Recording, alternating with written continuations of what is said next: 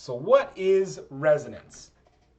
A resonance structure is two or more structures with the same arrangement of atoms, but different arrangements of bonding pairs of electrons. Okay? And as an example, this is O3, ozone. And ozone has a resonance structure. So when you go up and do all of the rules for ozone, which we could do really quick, 1, 2, 3, 4, 5, 6 for each oxygen. 6 times 3 means 18, okay? There's 6 times 3 non-hydrogen atoms equals 20. And so the fact that this is 2 more tells me I need only 1 double bond.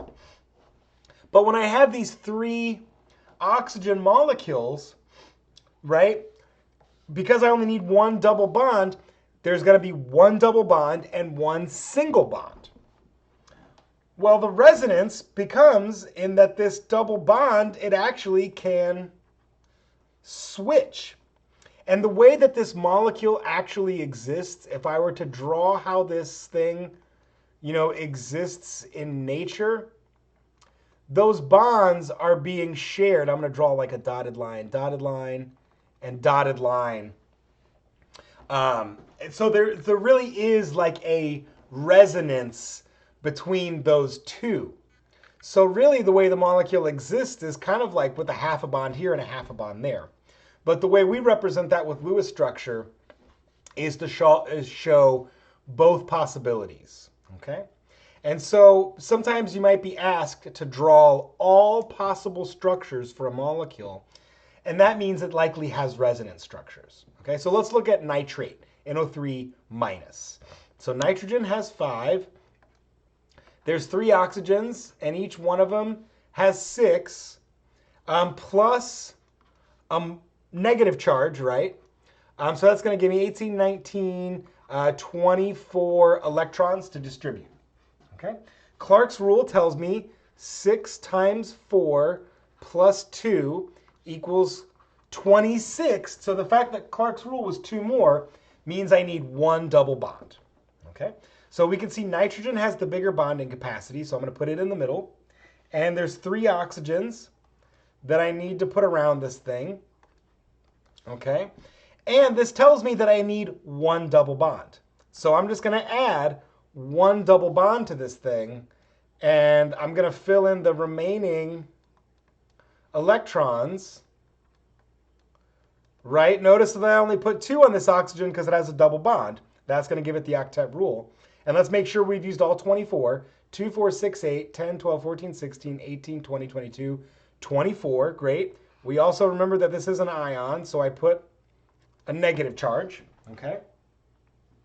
But now, hopefully that you can see, there's going to be a resonance structure. And there's going to be 3 resonance structures in total for this bond flipping around to those 3 bonds. So I've got one of the resonance structures already drawn.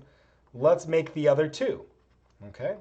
And it doesn't really matter which order you flip them around. Okay, keep in mind now this electron pair now goes up to 6, whereas this electron pair only goes to 4. Okay, so this is one of our resonance structures. And as you can see, the last resonance structure is that double bond flipping around to that other side. Okay, beautiful.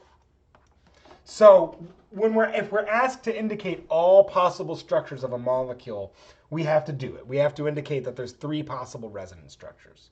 All right, what about SO3? Let's do that one. Okay, so sulfur is 1, 2, 3, 4, 5, 6. Okay, so 6 plus, and then same. Oxygen has, let's see here, 3 times, let's see, 6. I just lost my train of thought. Yes, to give me 24. So you can see it's going to be the same process as the nitrate, right? The same numbers work out, okay?